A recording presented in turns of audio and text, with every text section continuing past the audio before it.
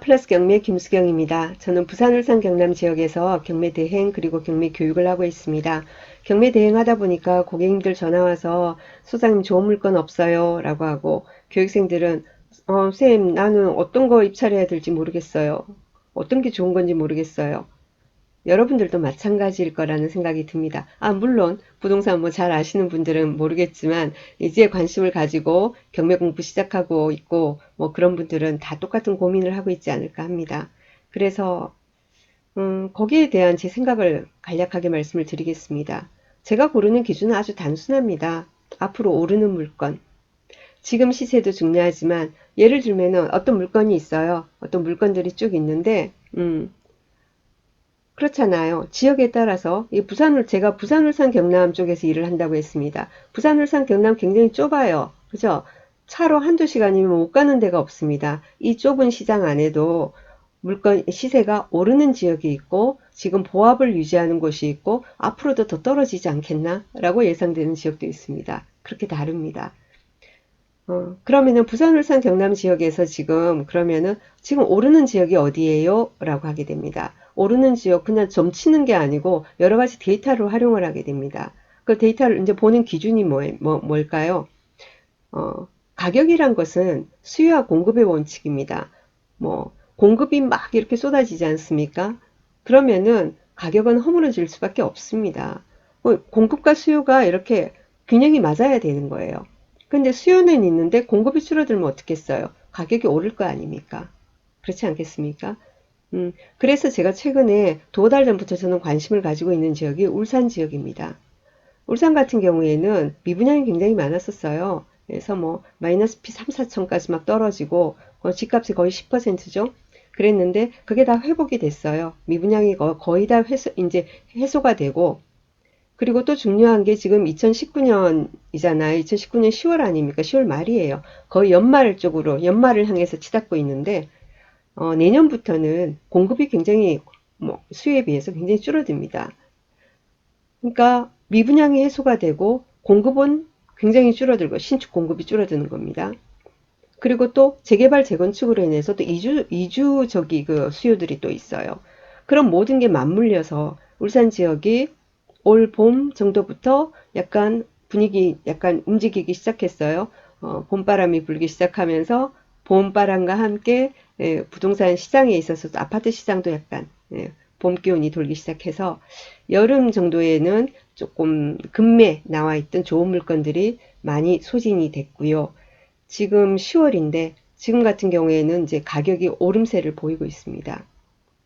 가격이 오르고 있고 그런 거를 떻게 일일이 다 알아요? 저는 뭐 데이터 같은 거 봐도 잘 모르겠어요. 이런 말씀들 하세요.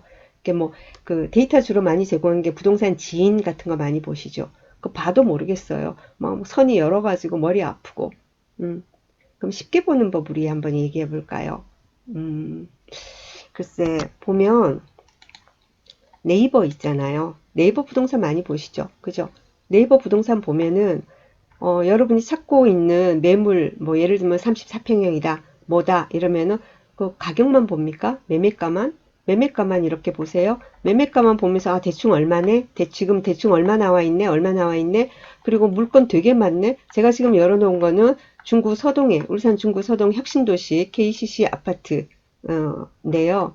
물건이 막 수십 개예요, 지금. 그죠? 여러분 보시면 제가 쭉 스크롤 내리는데 보면은 막 수십 개가 있고 또 공인중개사 매물 해가지고 또 있고 하여튼 수십 개가 보입니다. 일단은 그렇습니다. 나중에 설명드리겠지만 근데 여기 매물돼 있는 거 옆에 보면은 시세라는 게 있죠. 그죠? 시세를 제가 지금 클릭을 했습니다. 시세를 클릭을 하면은 한국감정원 시세, 부동산 뱅크 시세 있는데 한국감정원 시세가 먼저 뜨게 되죠. 여기 보면은 시세 변동 추이가 보여요. 시세 변동 추이가 보이면은 이게 위에 빨간 선 같은 경우는 상위 평균가, 로얄층 물건들 이제 그런 거고 그리고 제일 여기 파란 선은 하위 평균가 주로 1층을 말합니다. 그죠?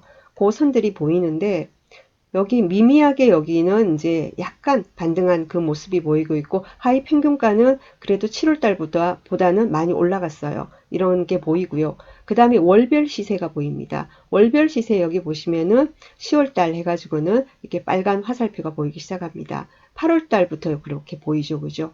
그렇지 않습니까? 그리고 여기 전세가 같은 경우에는 많이 또 오르고 있고, 이런 그게 보입니다. 근데 이것만 보는 게 아니고 또 하나 여러분이 보셔야 되는 건 뭐냐면은 거래 건수예요. 거래량이라고 표현하죠. 예를 들면은 평달에 예를 올 봄 초 이럴 때 한 달에 뭐 한 달에 한 건 정도 거래가 있고 아니면 두 건 정도 거래가 있고 많으면 세 건 정도 거래가 있고 거래가 한 건도 없는 그런 달도 있다가 갑자기 거래 건수가 네 건, 다섯 건, 일곱 건, 여덟 건 이런 식으로 많아진단 말이에요. 거래 건수도 많아지고 그리고는 금액도 올라간다. 이렇게 빨간 표시가 빨간 화살표가 나오기 시작했어요. 그러면 이미 다 오르고 있는 거예요. 지금 이거는 후행하는 거니까. 자, 그러면은 빨리 그럴 때는 현장을 가보셔야 돼요. 네이버에 지금 매물이 수십 개가 보인다고 하더라도 이 매물이 과연 있는 걸까요? 과연? 한 개 매물을 내놓더라도 부동산이 그 인근에 다섯 군데가 있다면은 다섯 군데서 올리잖아요. 요즘 뭐 집 내놓는 사람이 한 군데만 내놓습니까? 그렇지 않지 않습니까? 그래서 한 개가 네 개가 되고 다섯 개가 되고 막 이런 식이에요. 그죠? 그리고 또 거래가 됐는데도 모르고 그대로 올라 있는 경우가 있어요. 공인중개사가 일부러 속이려고 그러는 게 아니에요. 속이려고 그러는 게 아니고 다른 부동산에서 거래가 계약이 됐는데 다른 뭐 A라는 부동산에서는 계약이 됐는데 나머지 이제 공인중개사들이 모르고 있는 거예요. 얘기를 안 해주니까. 그래서 그대로 있는 거예요.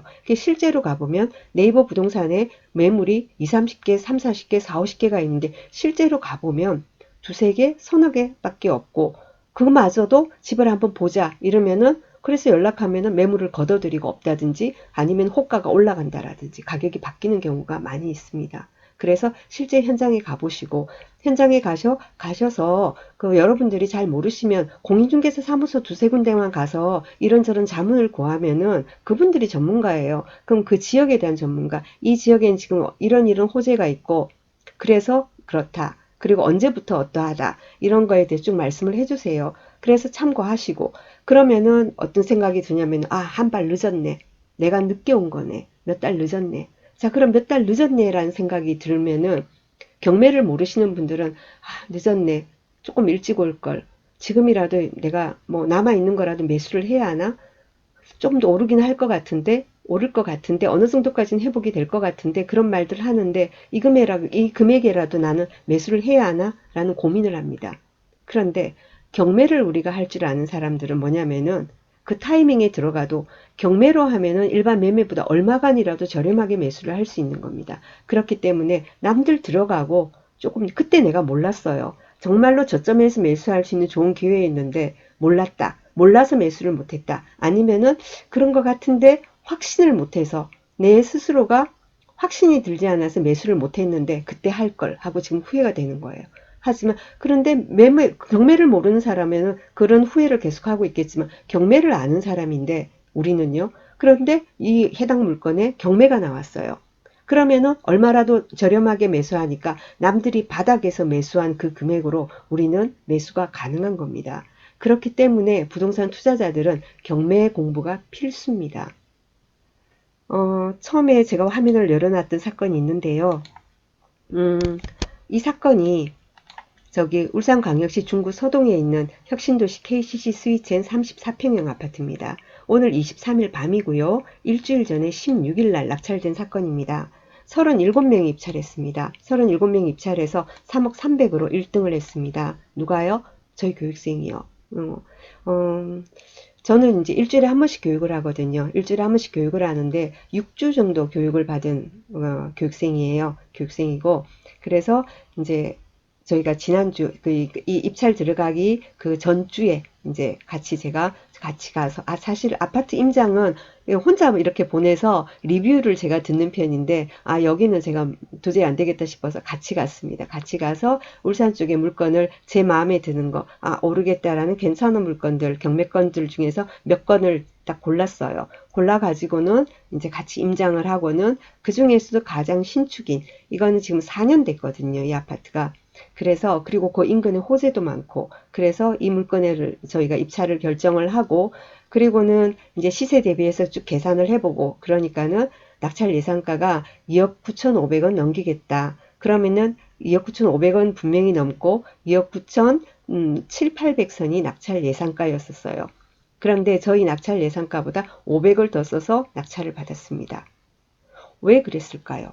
왜 그랬을까요? 오르겠다는 확신이 있었기 때문에 그랬겠죠. 그래서 이 물건에 대해서는 지금 뭐 여튼 낙찰을 받았습니다. 그랬고 나중에 제가 또 명도를 하고 나면은 어떤 식으로 명도를 했고 그래서 명도비는 얼마가 들었고 나중에 또 매도를 하게 되면은 얼마에 매도를 했다라는 것을 중간중간 제가 과정을 여러분에게 영상을 통해서 공개를 하겠습니다. 그리고 법인으로 받았습니다. 법인으로 받았기 때문에 법인세 10%를 내면 되는 거죠. 차액에 대해서 그죠? 10% 내면 되고 그리고 여러 가지 그 비용들도 전부 다 경비로서 인정을 받을 수 있고 그렇습니다. 그래서 법인 투자로 저희는 들어갔습니다. 그래서 이 물건 뒷과정은 나중에 알려드릴게요. 자, 이제 어떤 물건이 있습니다. 예를 들면 3억짜리 똑같은 물건이 있어요. 한 사람은 3억짜리, 두 사람 다, 한 사람은, 그러니까 10%씩 내려서 2억 7천에 각각 받았다고 합시다. 그런데 A라는 사람이 받은 물건은 잘 받아가지고 2억 7천에 낙찰을 받았는데, 낙찰받고 우리 잔금 내고 명도까지 두세 달 걸리지 않습니까? 그 사이에 1, 2천 시세가 올랐어요. 그러면 3억이 아니고 3억 1, 2천이 된 거예요. 그러면 3천을 저렴하게 받은 게 아니고 4, 5천을 저렴하게 받은 거죠. 근데 어떤 사람은 낙찰을 받았는데 3억이라고 시세 조사를 해서 2억 7천에 받았는데 3억에 내놓으니까 안 팔려요. 그럼 팔려면 어떻게 해요? 가격을 내리는 수밖에 없죠. 그러면은 이게 500을 내려서 안 되고 그러면은 또 1,000만 원을 내려요. 이게 그런 식이 돼버리면은 이거는 그 10%가 아닌 거죠. 그러니까 지금 시점에 똑같이 두 사람은 어떤 사람이 있다면 똑같이 이 사람들이 10% 싸게 받았는데 그러면은 어떻게 되냐는 거죠. 앞으로의 미래는. 그럼 그 미래를 보는 그죠. 그 시각을 우리가 키울 수밖에 없지 않습니까? 그런데 너무 어려운 말씀은 안 드릴게요. 어떻게 공부해라 머리 아프실 거니까 제가 늘 드리는 말씀이지만은 부동산을 관심을 가지신 분들은 같은 관심사를 가진 사람들, 그 사람들하고 같이 모여 있어야 돼요.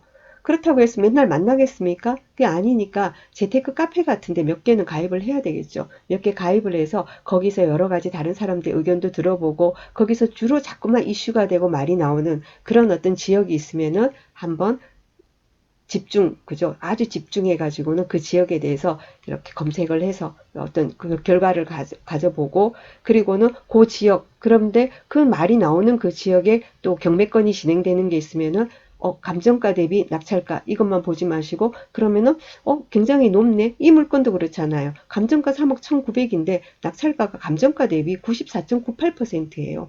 관리비도 꽤 밀려 있는데, 왜? 왜 몰라서? 바보라서? 그게 아니라는 거죠. 실제로 알아보면은 지금 시세는 어떠하며 앞으로의 동향이 어떠하다라는 게 보이거든요. 저도 뭐냐면 저도 똑같은 방법이에요. 저는 특히나 경매 한 건만 투자자로 입증만 있는 게 아니고 대행을 하고 막 그러기 때문에 정신없이 바빠요. 늘 바빠요.